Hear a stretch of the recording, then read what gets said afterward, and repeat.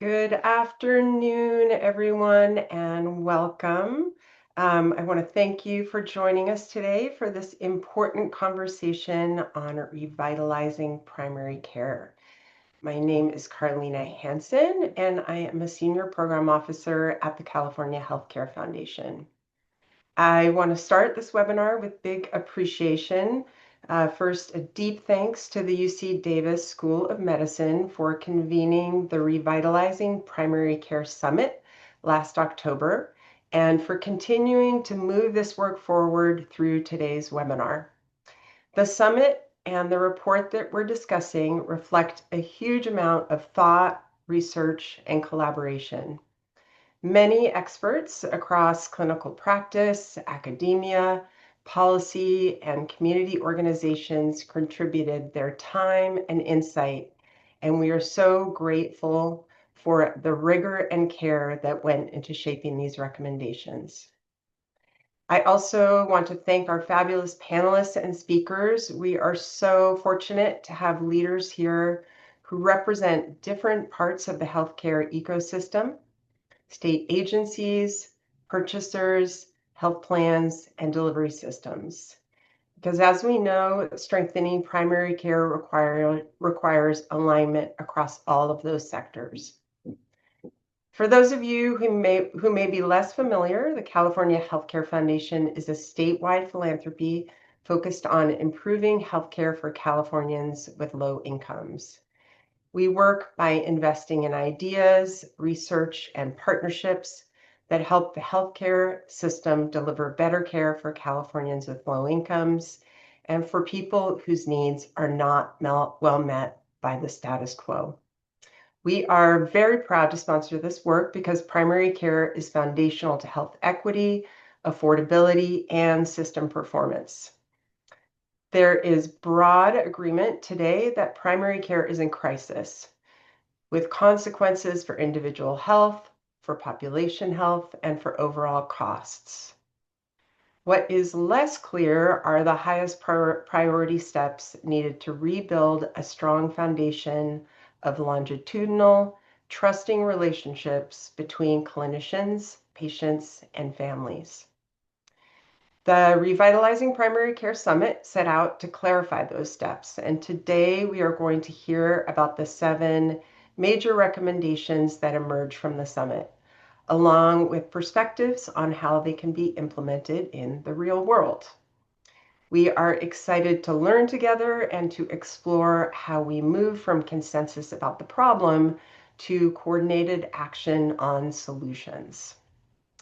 And with that, I am honored to pass the mic to Dr. Tony Durant, Professor and Chair of the Department of Family and Community Medicine at UC Davis.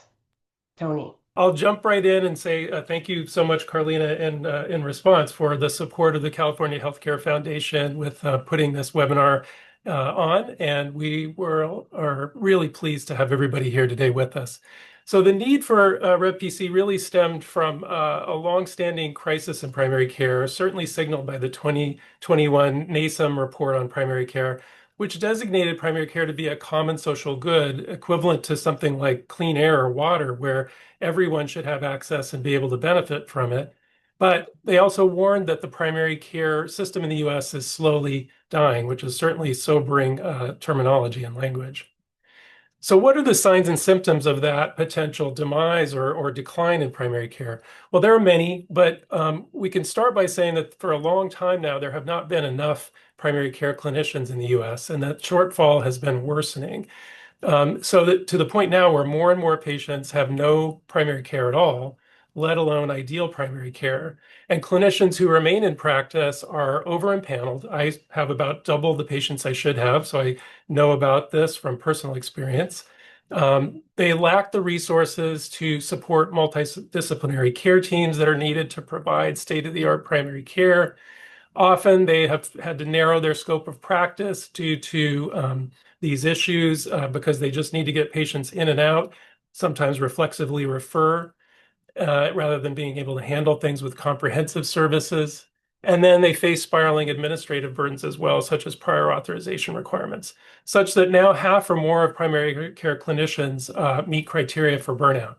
And patients are dissatisfied with this situation, not being able to access primary care or having limited services delivered by folks that are rather harried at times when they do get in for visits. And this is bad for everyone. The health of primary care is closely related to the health of the population.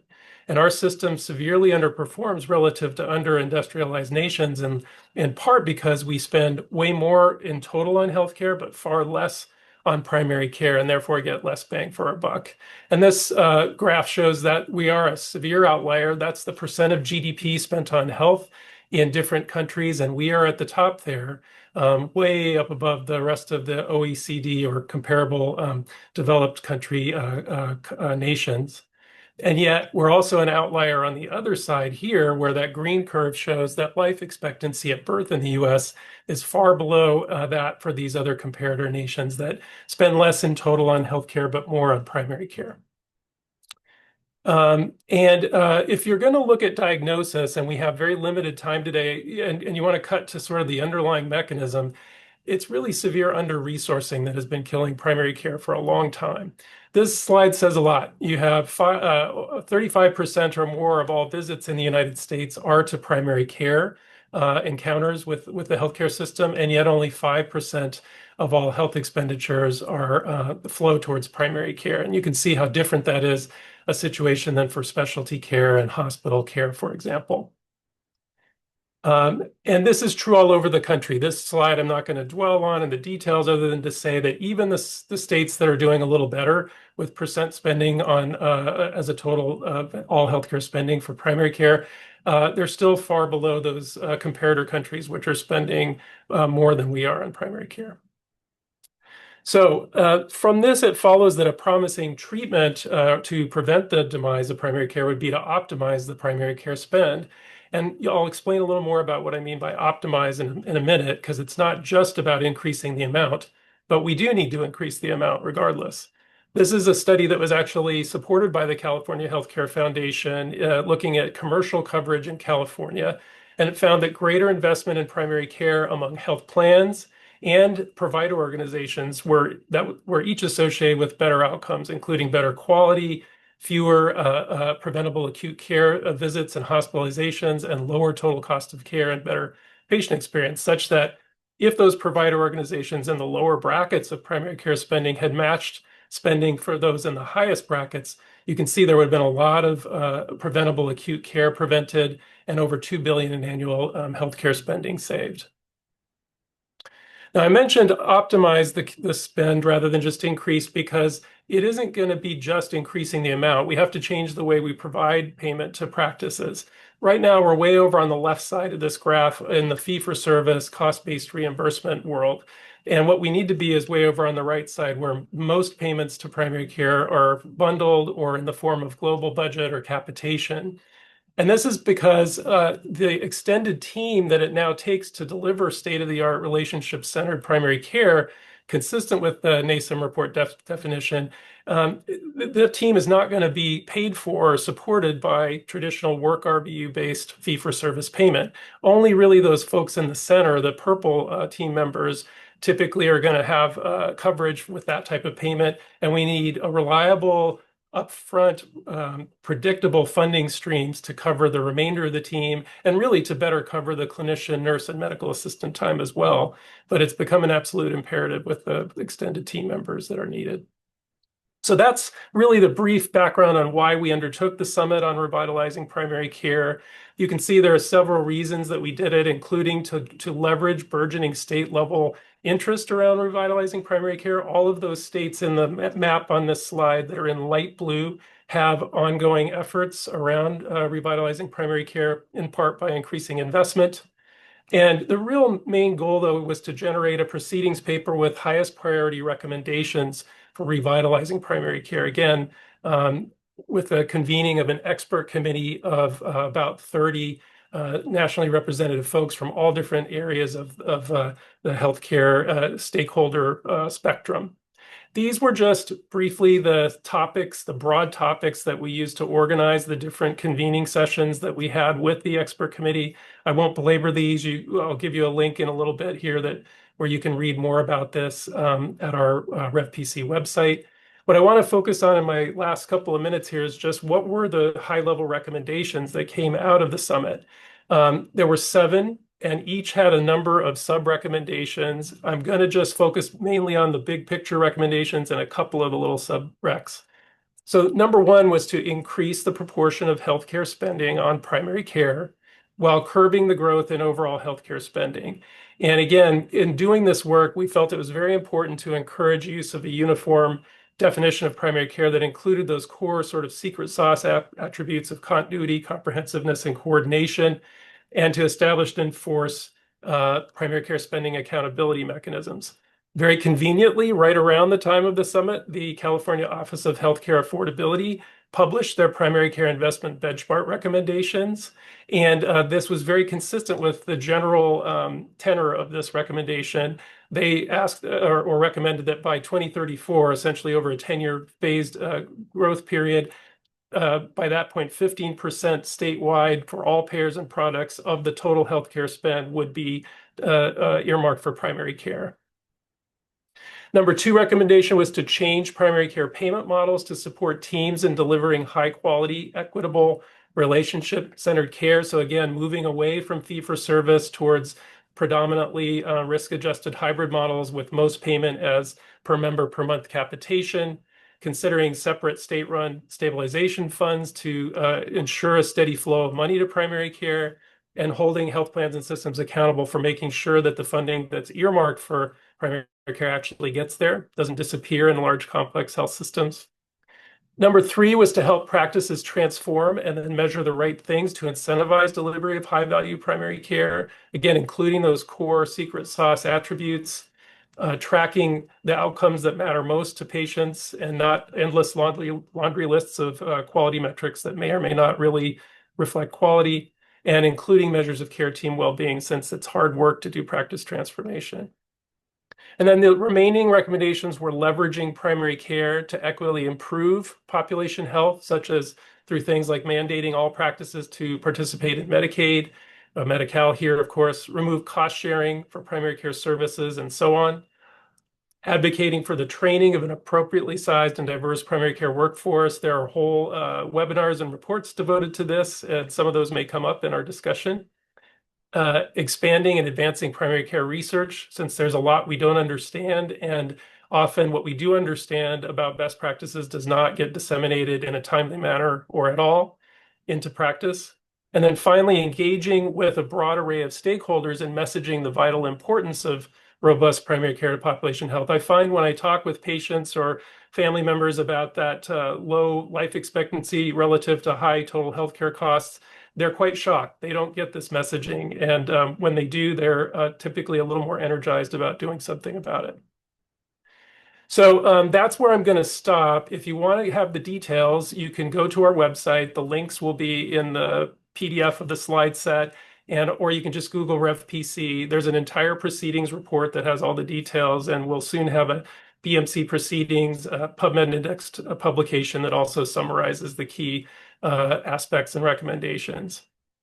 And with that, I will stop and I will introduce our esteemed moderator, and that's Dr. Richard Kravitz, Distinguished Professor of Medicine from the Division of General Medicine here at UC Davis. It's really a delight to be here with all of you and to join in conversation for the next half hour with 4 distinguished panelists. You saw their names flash on the screen momentarily, but again, I'm Richard Kravitz. I'm a professor of internal medicine at UC Davis, and I'm delighted to be joined today by Paula Barbaria from the Department of Healthcare Services in California, Margareta Brandt from the Office of Healthcare Affordability, Alice Chen from the Centene Corporation, and Raymond Tsai from the Pacific Purchaser Group on Health.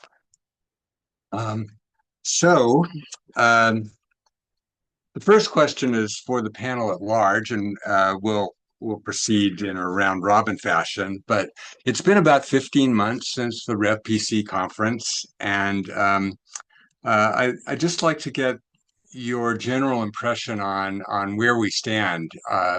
Have there been developments that make you more or less optimistic about the future of primary care?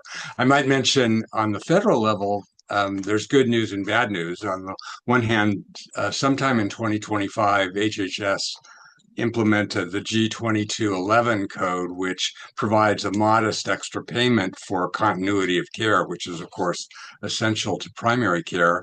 The bad news is that practice expense inflation rose about by that same amount, so there's been very little net progress.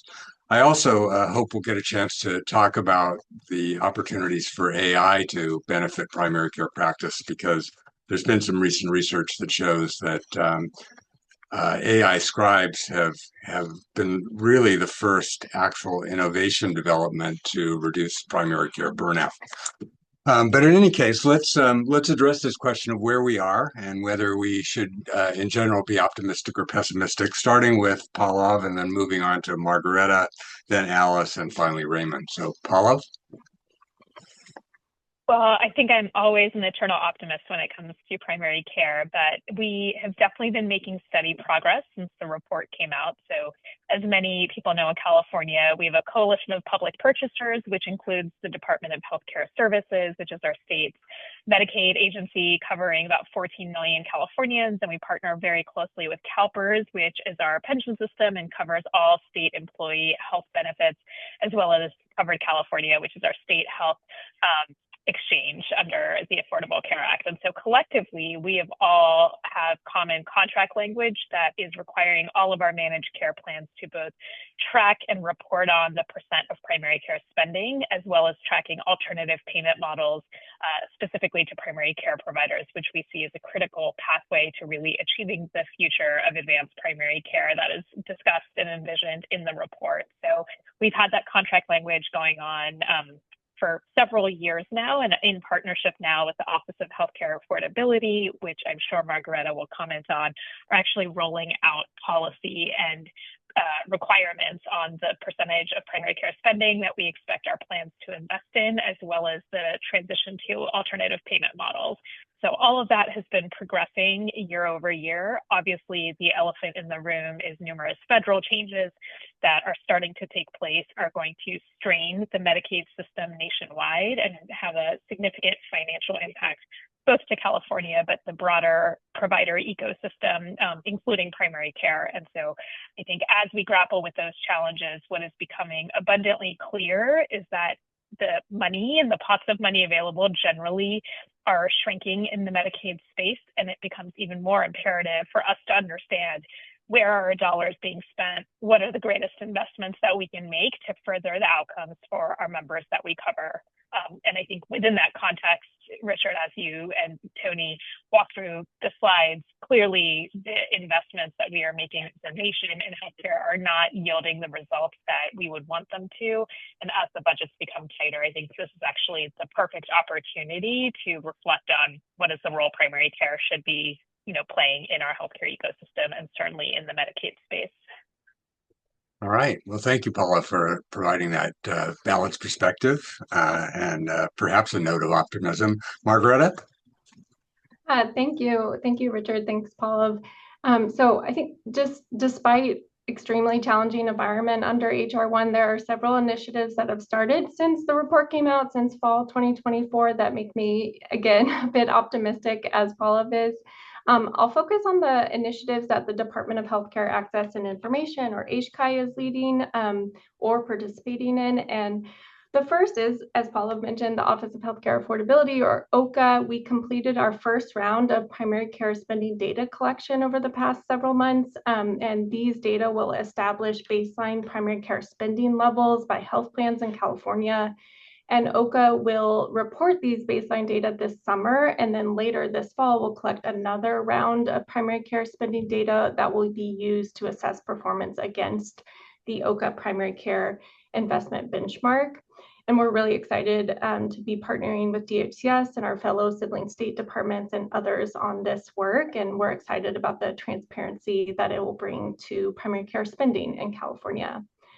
And then the second, another collaborative effort is that in November 2025, the California Healthcare Foundation sponsored a health plan convening to discuss strategies to increase primary care investment with health plans. So health plans gathered in a room for a full day to listen to experts on why increasing primary care spending is critical, discussing strategies to increase spending, how these strategies would work in their health plan and any barriers. And we're looking forward to continuing to collaborate with our fellow state departments and purchaser groups like PVGH to provide resources to health plans to help them implement these primary care investment strategies.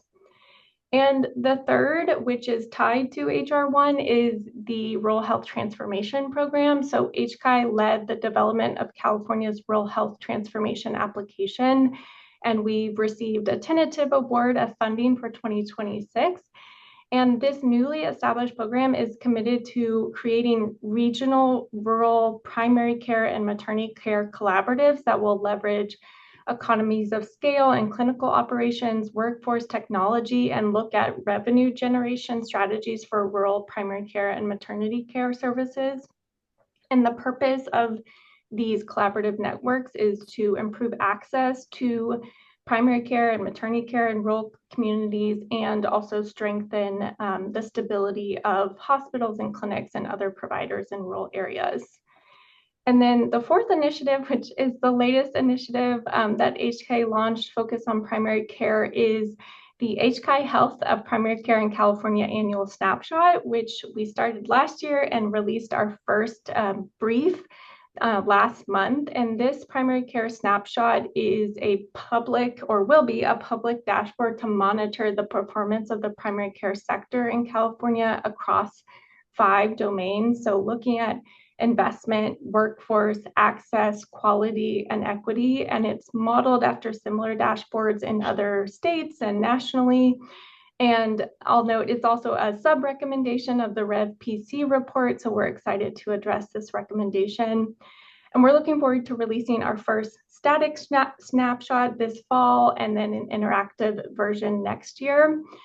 So those are kind of the 4 things on primary care that I'm really excited about, really focused on increasing primary care spending, both through the OCA benchmarks and through the rural health transformation work, and increasing transparency on what's happening in the primary care sector. Thanks, Margareta, for sketching out those interesting developments. I'm especially taken with the Rural Health Initiative because as critical as primary care is everywhere, it's especially critical in rural areas. So kudos on that. Alice, could you tell us what's going on in your world? Yes, I could. Richard, thanks for having me. It's great to be here, and great to hear about all the activity here in California. I will say, when I think back to fall of 24 and now, from my vantage point as a national, what I call 3M payer, Medicaid, Marketplace, Medicare, I am both more and less optimistic about the future of primary care. On the one hand, we have the passage, Paul alluded to it, of HR1 and the expiration of the enhanced premium tax credits for Marketplace, which will create significant shifts in coverage and care that will absolutely cause strain on the healthcare system, and in particular in primary care, because primary care is always the canary in the coal mine. So when there's a pressure point, it oftentimes does land on primary care. And on the other, I want to go back to what you mentioned, Richard. We have radical advances in technology now.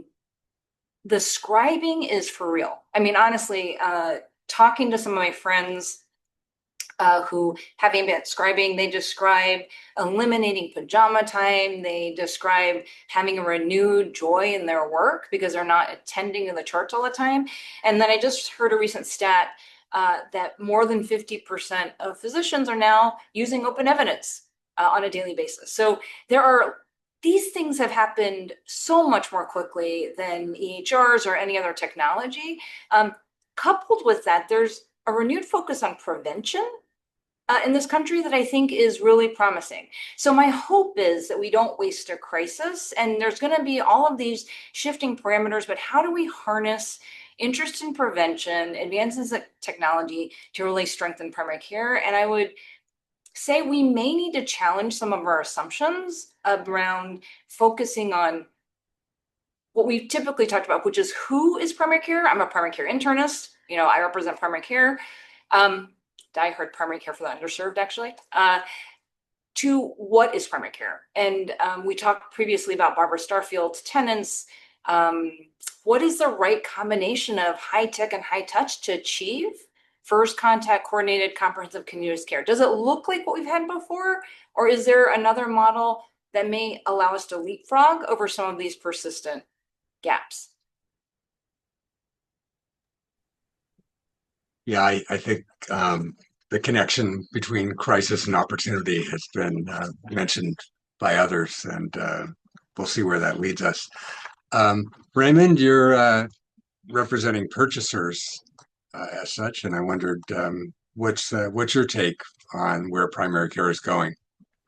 Yeah, so looking at it from Purchaser Business Group on Health, we're a nonprofit collaborative of 40 jumbo purchasers of healthcare, which includes both private employers and public purchasers. And so I'm actually really optimistic because I see a lot of action on the side of employers to really find ways to invest in primary care.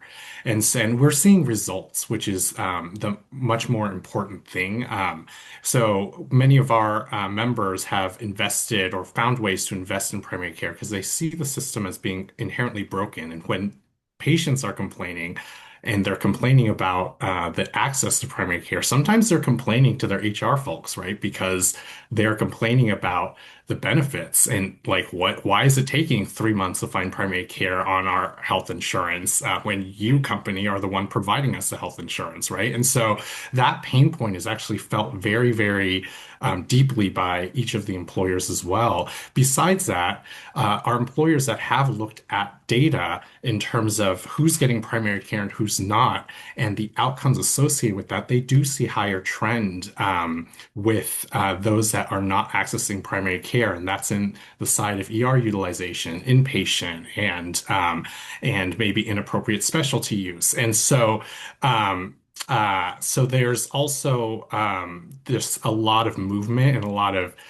emphasis on how to build primary care for the employer. So I'm very, very optimistic on that. And that's actually one of the things, I mean, HR1 came with a lot of bad things for primary care overall, but there was one signal in there, well, a few, but one that I'm going to highlight that shows how much emphasis there is in primary care, which is the allowance of direct primary care for using HSA accounts with high deductible health plans, right? And so that was really put in place because there's a lot of interest, I think, on all sides to find ways to bolster primary care. And even though the end result as a whole might be deleterious to primary care, at least it shows some glimmer of hope and some emphasis on trying to find alternative payment to primary care through direct primary care, as well as kind of work on the employer and the benefits side to make that possible. Yeah. Okay. Well, thank you. Thanks, Raymond. And it's great to end the first round on a quite an optimistic note. Margareta, if we could dig a little deeper into the Office of Healthcare Affordability's work, how did your office come up with a target of 15%? And do you feel like we're on the way to getting there? Yeah, good question. So I'll start with the background on how we got to the 15% primary care investment benchmark by 2034. So this is a statewide California primary care investment benchmark, and it was a really collaborative process to get to this 15% target. So, as a starting point, we compared primary care spending levels in California to primary care spending levels in other high-income countries, which were closer to 12 to 15%. And California currently spends, at least in the commercial market, about 7% of its healthcare dollars on primary care. And that's coming from that CHCF study that Tony mentioned earlier. And then we also looked at primary care spending targets in other states. For example, Oregon has a primary care spending target at 12%. And then we focused on what OCA is guided by in statute. So our statute requires us to consider the current and historic underfunding of primary care services in a spending benchmark and promote sustained system-wide investment in primary care. So, guided by that statute and by context, or the context of primary care spending levels, we worked with a really broad stakeholder group that included many folks on this panel: health plans, provider organizations, hospitals and health systems, consumer advocates, and subject matter experts to land on this recommended 15% primary care investment benchmark. And then in October 2024, around the same time as the Rev PC report and the convening, the California Healthcare Affordability Board approved this benchmark. And there are two parts to the benchmark, and we think it's really critical that there's two parts here. So the first is an annual improvement benchmark that will begin in 2025 through 2033. And this first part is that each health plan will need to increase its primary care investment by 0.5 to 1 percentage points each year. And the second part is a statewide primary care investment benchmark for 2034. So for this part, California overall will need to average 15% of primary care investment across all health plans. And we think the combination of those annual benchmarks and the 10-year timeline for the statewide ambitious 15% benchmark acknowledges that health plans are at different starting points. So that's what we're seeing in the early data, that there's a really wide range of primary care spending across health plan, and also depending on the product type. So whether you're an HMO product or a PPO product. And then the 10-year timeline gives health plans a long runway to meet that 15% benchmark.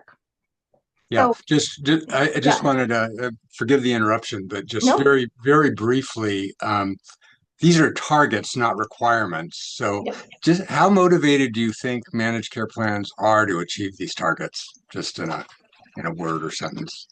Sure. And also welcome Paula and Raymond to join in here too, especially for the California perspective. But I'll say they're pretty motivated. And one is, as demonstrated by that health plan convening that CHCF held in November 2025, that was really driven by health plans asking for insight and support and strategies for how to get to this 15% benchmark. So I think they're, invested, and we had a lot of great participation in that convening.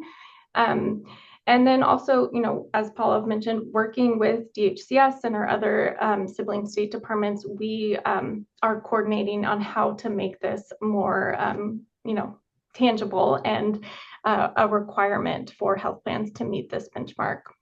Yeah, great. Well, thank you. We'll have a chance to round robin it again, I hope. But for now, let's move on to Raymond and talk again about costs and spending. One of the Rev PC recommendations, as you recall, was to increase the primary care spend while trying to hold the total spend constant. And of course, this is something businesses are interested in because it's reflected in premiums.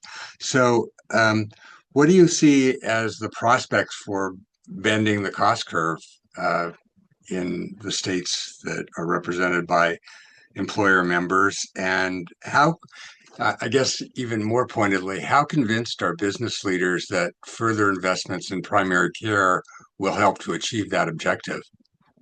Yeah, overall, I think businesses are very convinced, especially our PPGH members, that granted are a subset of self-selected businesses that are really trying to move the needle on healthcare. But for the most part, I think there is a lot of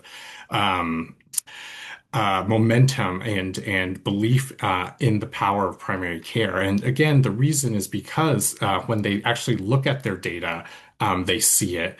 Also, the other reason is we actually have demonstrated results. Many of our members actually have begun to do direct contracting with primary care. And in doing so, they do so on let's say, a per member per month basis. It's actually more of a sometimes per it's a capitated model, and that has really allowed for businesses also not to say, hey, we want primary care, but we want robust team-based primary care. So part of this larger fee that we are going to give and invest in primary care should include other things. It should include integrated behavioral health. It should include promotoras or advocacy patient advocates or health coaches or someone who's serving in that role. It should include nutrition. It should include even physical wellness. And so being able to create this team-based, robust model with the higher pay and investing more into that, a lot of employers have actually then seen costs of care not just stay flat, but actually go down compared to other parts of their plan where they're not able to offer this. So when you look at in totality that these experiments, I think businesses overall are convinced. I think where the struggle then becomes is how do you get that, right? Because not every business is going to be able to do direct contracting. Some are, some aren't, but I think the belief that that can happen is completely there because it not only allows for the prevention, the avoidance of emergency room that's unnecessary, but also primary care helps drive patients over to specialty care as well. And so then you also have another channel to be sure that patients are accessing specialty care appropriately. And when accessing it, accessing high quality specialty care. And that's part of the model that employers have also been employing to be sure that we are taking primary care and helping it control costs and also delivering high quality care for patients, employees, and families. Yeah, so Raymond, I'm finding a lot of what you've been saying really interesting because one of the problems faced by primary care is amassing a political movement or a set of stakeholders who are really committed to the effort. And I hadn't thought of it before, but I suppose businesses are potential allies here. So thanks A for pointing hundred that out. percent. And just So as let's move oh, on though to Paula and talk a little bit more about Medi-Cal. Um, can you, Paula, tell us how your perceptions of how primary care is doing in Medi-Cal? You started to get to that, but what do you have any specific evidence on the mean or median, and then the range of access that Medi-Cal patients have to primary care, and what policy levers are available to improve things even further? Absolutely. So I think, as many people know, we've made significant strides in the state of California to expand coverage to healthcare in general, both in the Medi-Cal program, but also writ large, which has been amazing and driven down our uninsured rates statewide to historic lows.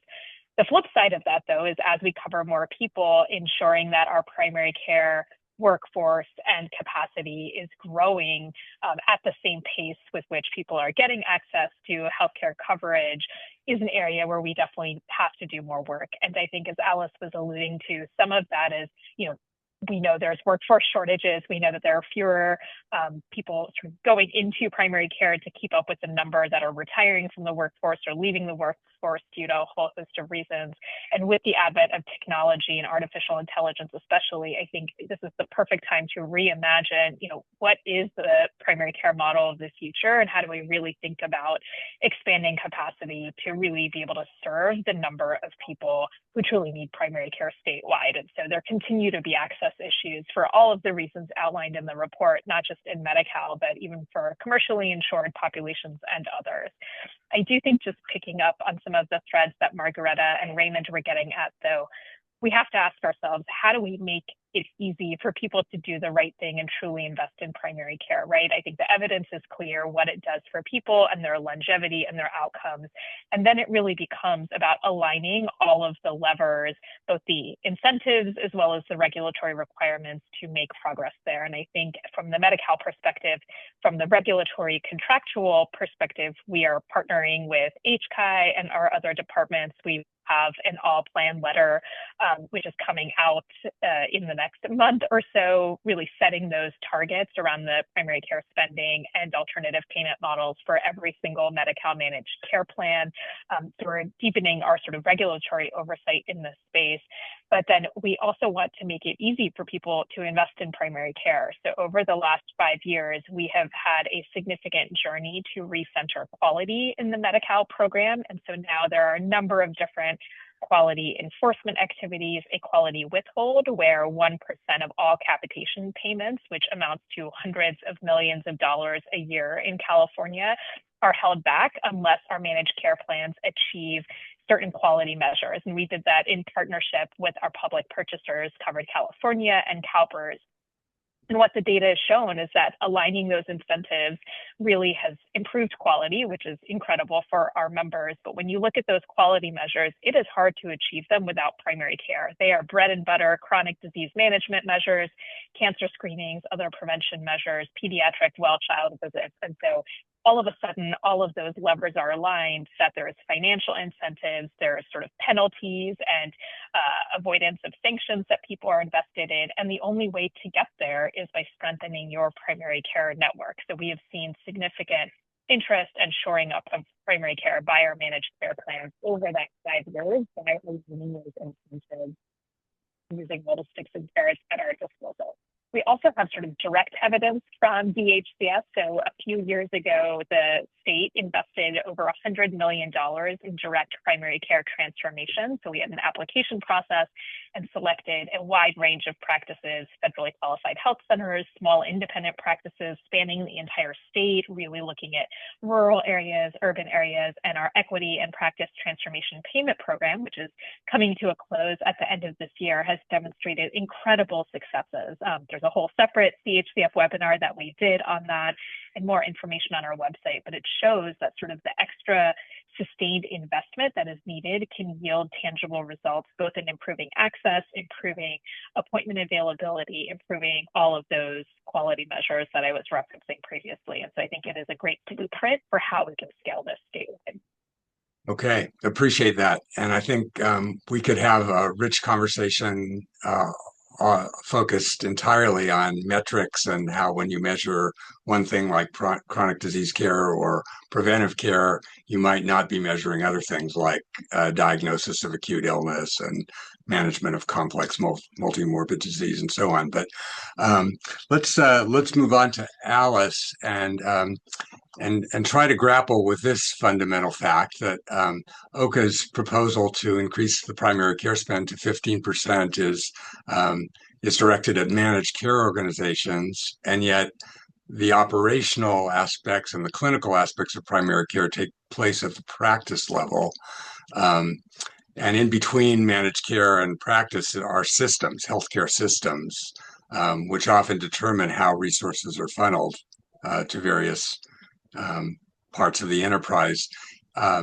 How do we or what are the mechanisms by which we can tell, and if we can tell, how do we assure that these spending directives actually are manifest down at the practice level? Thanks, Richard. I think let me back up for 1 second, just share a little bit about Centene, which may not be familiar with folks, because that's what's informing my vantage point. So we are in Medicaid in 30 states, in Marketplace in 29 states, and in Medicare in 32 states, known as HealthNet here in California. And what I would say is generally health plans don't have a lot of visibility into how health systems allocate their dollars. And we generally focus on paying for outcomes as opposed to paying for process, but it really depends on the line of business. And I really want to go back to what Paula was saying, which is depending on, like in Medicare, it is easiest because there's national consensus and clarity on value targets. And when I talk about value, I mean quality over cost. So in Medicare, everyone knows stars performance, you want to be shooting for 5 stars in Medicare and, medical spend of 85%. And then along with the construct of stars and risk adjustment and higher margins, it enables primary care practices to really be clear about where they need to drive investments in population health. And so in the Medicare Advantage space, you'll see primary care practices really leaning into avoidable hospitalizations, reimagining end-stage renal disease care, palliative care, all the things that really accrue to Medicare because of the structural alignment and how it's set up. It is hardest in Medicaid, partly because every state has different measures and because of low margins. I will say we've been doing a couple of things with community health centers in particular. We have a partnership with the National Association of Community Health Centers where we're trying to create a pilot value-based care model that addresses community health center specific issues, which oftentimes tie to cash flow because of their PPS wraparound rate doesn't come down till down the line, and really trying to test care coordination fees for certain processes and clinical measures that are structured in a way that both allows community health centers to invest where they need to, but doesn't create excessive exposure to us if nothing improves in the end. Because in the end, what we really need to say, we have a capitation from the state or from CMS, we need to be able to manage all of the care within that. And so trying to set up the right alignment with the primary care practices directly is much easier than going through a large health system. I do want to call out one really innovative thing that we've done in the commercial space. HealthNet, many of the people on this call are probably aware of this, but partnered with Blue Shield of California and Aetna in an initiative led by CQC and IHA. And the reason I just want to go back to this is because it is a very powerful example in the same way that Paula talked about partnering with other purchasers. Health plans coming together to create a united experience for plans can be very powerful. And so in the commercial space, came together and jointly developed an APM for primary care that covers 11 practices, 112 care sites, 17,000 patients, including standard contract templates, common performance measurements, a common reporting platform, as well as investments to support capacity building. So I think that type of initiative is something that is well within a health plan's purview. I will just mention one other thing in the Medicaid space, because again, it is the levers that health plans have are primarily through payment. And we don't tend to try to lift the hood and micromanage someone's internal processes. But in the Medicaid space in particular, trying to support a multidisciplinary team care in other ways. So HealthNet is partnered with Futuro Health to support the training of medical assistants and community health workers for clinics in Sacramento, San Joaquin, and Stanislaus County. So really looking at it from both a community development pipeline and then primary care capacity lens, working with clinics to identify people living in their communities, training them up in order to be those boots on the ground and critical extenders of the core primary care team. Well, great. Well, that was an awesome discussion. There are so many more topics that we could talk about, but we are at 10 minutes before the hour, and I think it's time to open it up to the audience. So to lead us in that, I'll bring back Dr. Tony Durant. Thank you very much, Rich, and totally agree. What an excellent discussion. Lots of food for thought. We have just a few questions I will pose. I think this first one I will at least start by directing to Pallav. Due to HR 1 and state actions such as some of the Medi-Cal not being provided for folks with what has been termed, unfortunately, unsatisfactory immigration status, no longer providing dental care, it seems that there will unfortunately be a shift from primary care to emergency rooms. Our research is able to measure that shift. And I guess I would maybe reframe the question to say, is this being sort of proactively tracked and, at different levels? Yeah, so I would say the short answer is yes, right? There is abundant literature over the years prior to the Affordable Care Act expansion since that shows the association between healthcare coverage and access to outpatient preventive healthcare and sort of reduction in avoidable emergency room and hospital utilization. So the evidence is there. I will point you to, there was a great study in JAMA Forum published in July by Sanjay Basu and Seth Berkowitz that actually quantifies specifically for HR 1 what the projected impact is on an annual basis to hospitalizations, outpatient care seeking avoidance and medication lapses, which estimates that there's probably going to be at least 100,000 avoidable hospitalizations a year purely due to the impact of HR1, and then the emergency room visits presumably would be significantly higher than that. So I think that is a known thing that is coming our way nationwide, and certainly in California, and state entities are collaborating very closely with our county partners, providers, et cetera, to figure out how do we shore up systems to ensure as much access to care as possible, even if it is not through the Medicaid program. California has a long history of having local programs at the county level to support individuals who are uninsured. Many of them sort of shrunk in size with the amazing coverage gains that we've made over the last decade or so. But those conversations are ongoing because we know what those unintended consequences are when people lose healthcare coverage. Great. Thank you so much. I think this next question I will direct to Margareta. What is the primary source of information to understand all of the care and services that are or should be included in primary care definition? And I know that's an area near and dear to Oka's heart. So. Yes. So again, through that collaborative process I mentioned with our public work group and lots of stakeholder input, we developed a definition for primary care. So how OCA is measuring primary care spending. And then we use that definition, and the health plans submit data to us based on that definition. And the definition includes both claims and non-claims payments. And that was particularly important for us to be able to capture all of the non-claim spending by health plans, like under capitation or pay-for-performance payments or shared risk or shared savings models. So we are capturing, how much of those non-claims payments count towards primary care for non-claims, and then for claims, also look at a definition that's focused on a primary care provider providing a primary care service in a primary care place of service, and also is the primary care provider, for some of them, designated as a primary care provider in that health plan's network. So looking at that kind of comprehensive set of factors to understand primary care spend. And then the health plans submit that data to us based on those definitions. Okay, excellent. Thank you. Thank you so much. Moving to the next one, I suspect this could be something all could comment on, but maybe I would start with Alice. It would be helpful to hear how the panel is thinking about spending on social needs screening and services as part of this increase in primary care spend. Feel free to redirect, Alice, if that's not. Yeah. Great question. We think of social needs screening and connection as an all of healthcare issue. So honestly, we do support our primary care practices to do this, but a lot of emergency departments and less so specialists and hospitals are also doing it. So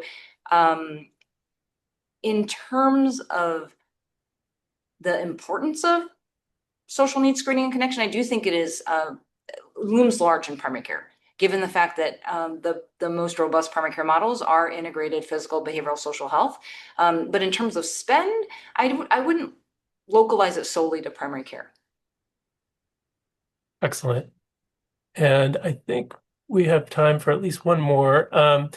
This one says, how will the limits on the use of the MCO tax, which helps to fund Medi-Cal, impact California's goals to achieve increased spending in primary care? I'm not actually sure who would be the best person to address that one. It's a great question. I'm happy to take that one, given that the MCO tax funds a good share of Medi-Cal services. So some people may or may not be tracking, but under HR1, there are changes to how states can create tax structures to fund their state Medicaid programs. So California has long used this mechanism as a way to generate the state portion of funding for our Medicaid program, and now needs to revise those taxes or change them to be compliant with the new federal regulations. So that has a multi-billion-dollar impact annually for California and our state Medicaid program. Those conversations of how to modify taxes to become compliant and or to fill that budget hole are ongoing. So more to come on that front. But I think that is sort of a little bit different than the primary care investment question that creates sort of global challenges to just the Medicaid budget as a whole. But I think as Raymond and Margaretta and others pointed out, part of the conversation with primary care spending is it's a percentage of the total, right? So it is not necessarily that the whole pie is increasing. We have significant other issues with healthcare costs in this country, but it is where are we spending our dollars? And we know that we are spending money in areas that are downstream reactive, not providing the value that they should. And so it's really about shifting where spending is happening as opposed to sort of expanding the entire pie as a whole, because we know there are significant inefficiencies at every layer of the healthcare system that truly need to be addressed. Okay, great. And I think we'd have just enough time for this last question as well. And then we'll have Rich come back on. Which levers might exist, policy, contractual, collaboration, or otherwise, to help reallocate spend away from high-cost hospitals to fund increased investment in primary care? I don't know who wants to field that one, actually. I could cut across all of your areas, I think. Maybe Raymond? Yeah, I'll go ahead and start. So I think from the employer perspective, one of the things that we've been working a lot on is actually price transparency. And so there were these federal regulations that both health plans and providers had to report their negotiated rates publicly, and that includes to employers. And I think previously employers that were purchasing healthcare had like zero visibility to how much healthcare cost in terms of the negotiated rates compared to other carriers or health plans. And so they were almost like flying a little bit blind in terms of procuring healthcare services. I think what healthcare price transparency allows is to really be able to dig deep into what is in the market down to the dollar level. And then once that's identified, then you can see where spending is not going towards higher value in terms of quality versus cost, and with that they can make purchasing changes or even steerage changes to drive towards higher value. And so that's one of the ways and one of the levers that at least purchasers or employers can use to reallocate spend. Excellent. Well, these are all very meaty questions. We probably could have done an entire webinar on just each one of those, but I really appreciate those from the audience. I think we'll have Rich come back on now, and we will prepare to close here in just a minute. Yeah, I'd just like to thank the panelists for their excellent input into a complicated set of issues. So many topics were touched upon. I think among the themes were something old and a few things that were new. The old stuff is that primary care was in crisis in October or November 2024. At the time of the Rev PC conference. It remains in crisis, and yet it's foundational to the functioning of a good a good, strong healthcare system. What struck me as new is that it's possible that primary care is starting to make inroads in the battle for attention. It's been very hard for primary care to get much traction. We don't have patient advocacy organizations. We don't have strong political footing, but it was really heartening to hear not only how several government agencies are now attending to this with much greater vigor, but also how businesses have an interest as well. And finally, it was also really exciting for me to hear about some of the collaborations that are occurring amongst payers, because multi-payer collaborations are really going to be the key, not only to effective reform, but also to making the bureaucratic lives of primary care practitioners better, which hopefully will not only improve care for patients, but will start to make primary care a more attractive field for our trainees, so that we can reverse some of the slide that we've seen over the last several decades. So with that, I think we'll end, and just say thank you once again to Paula Barbaria, Raymond Tsai, Alice Chen, and Margaretta Brandt. and Tony Durant and Carlina Hansen and the California Healthcare Foundation, and to all of you for joining us today. Thank you. Thank you.